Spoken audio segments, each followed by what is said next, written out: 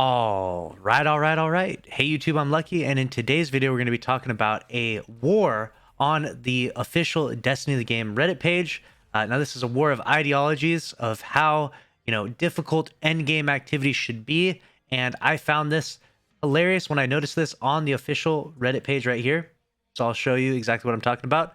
If we look at r/Destiny the Game, the top #1 trending post right now is Bungie once said the infinite power scaling on the artifact was an experiment.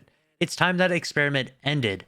No one should be gate kept from endgame activities, Master Vogue, because they didn't grind mindless bounties or challenges. Now, what's so funny about this is not this post actually, but the fact that the #2 trending posts on the very same Reddit page reads this opinion: Endgame will never have great loot unless the community accepts not everyone will get it. And I thought, now that is hilarious because those are two almost directly opposing opinions, and they're literally right next to each other.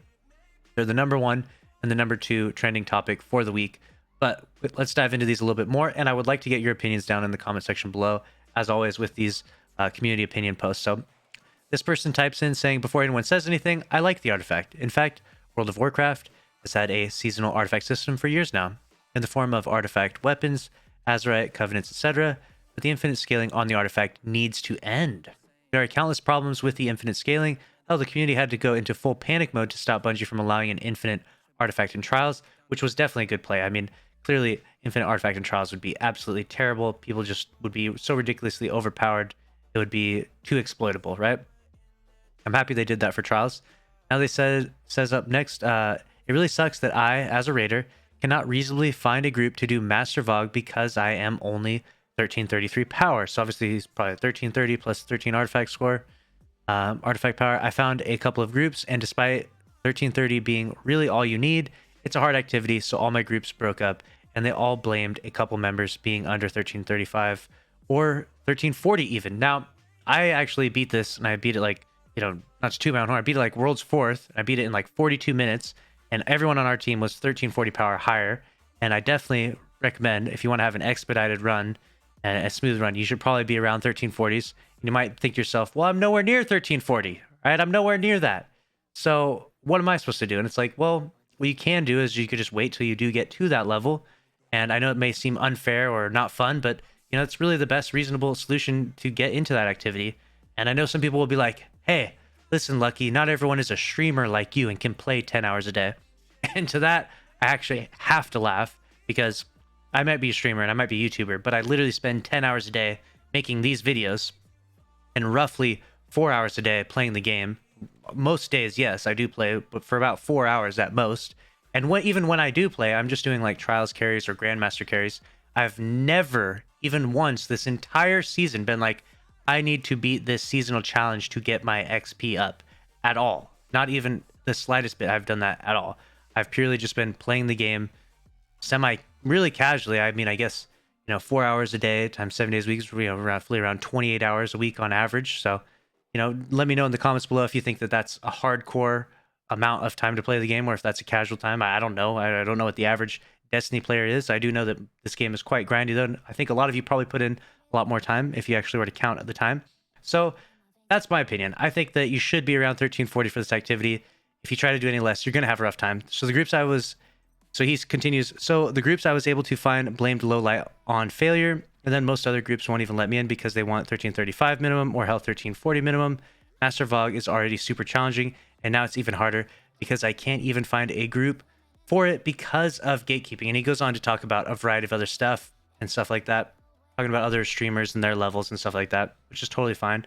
But I do think that he has a fair point that it can be a little bit too brutal right now, especially with the seasonal artifact. But on the flip side, the loot that you actually get from this, the time loss loot, is so very minimally better that I don't really see it as being that too demanding to ask people to level up a little bit more. And that little bit more demand gives Destiny such a more hardcore feel that I really do like that element of it. And to give it a close analogy is like Grandmasters. Some people recently were like, Grandmasters are too tough. You gotta bring them down the level. Bungie, do something. They're just too tough.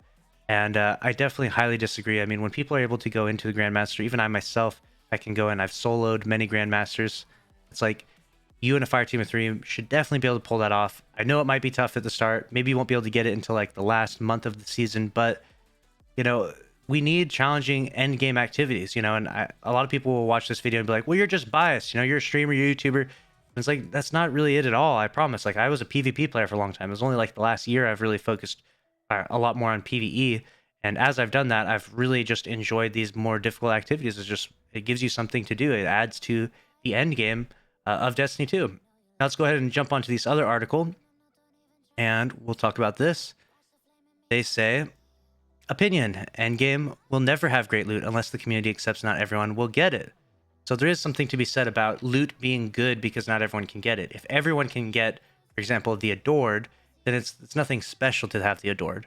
But with like the Frozen Orbit, for example, not everyone can get it. So having that God rolled of the Frozen Orbit is amazing, right? It's amazing. And I'm super jealous because I've played a ton of Crucible.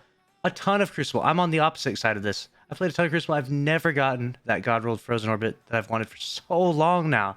And I'm okay with that. I'm totally okay with that. I'm not like, hey, make the Frozen Orbit drop 3 times as much. I mean, I wouldn't be against that, but I'm not like, pushing for that just because I haven't gotten the God roll. So I'm trying to work against my bias here with this. So it says, just my personal opinion, loot isn't special because the community isn't ready to accept that they may not get it. Bungie doesn't want to ruffle feathers by putting special drops and things the average player will not engage with or complete. Edit, some people are falsely claiming this post is asking for broken weaponry and coming from a place of elitism. This is typical of the community and why we can't have a real discussion about any end game loot. And so keep that in mind. This is some really interesting conversations. Obviously, they're not on the exact same opinion on the exact same topic per se, but I do think that is a really important discussion that's being brought up right now on Reddit and elsewhere. Let me know your thoughts on Vault of Glass and the ability to potentially not get time lost loot, because it's 1350. It's really tough, and it's very hard to put together a team that's competent enough and high enough level. And I don't know what the exact numbers are for how many completions have happened, but I can imagine it's got to be pretty low. And maybe Bungie will lower the bar in the future. Who knows what they'll be up to. But in my opinion, I think it's at an okay place right now. It's definitely quite hardcore, but you're really gaining such a minimal amount of power or strength from getting that time lost version of the weapon that I don't think that you're being like, sort of gate kept away from something that's like a meta weapon by any means, right? So I think that it's okay in its current state right now with Vault of Glass. Let me know if you disagree, though. I'll happily hear you out. And I definitely believe that we need to accept that endgame will never have great loot unless the community accepts not everyone will get it. I mean, I can accept that I don't have to have a god roll of every weapon, and I don't think that we should always lower the bar for those situations so that way everyone can have a god roll, everyone can have a good roll, for example. It's okay for us to be, some of us to be left out and to have bad RNG. That adds to the spice of Destiny, in my opinion. But again, let me know if you agree or disagree in the comments below. And thank you so much for watching this video. Make sure to subscribe with notifications on if you want to stay up to date on all things Destiny 2. Smash the like button. I'll see you in the next one. Thanks for watching. Later.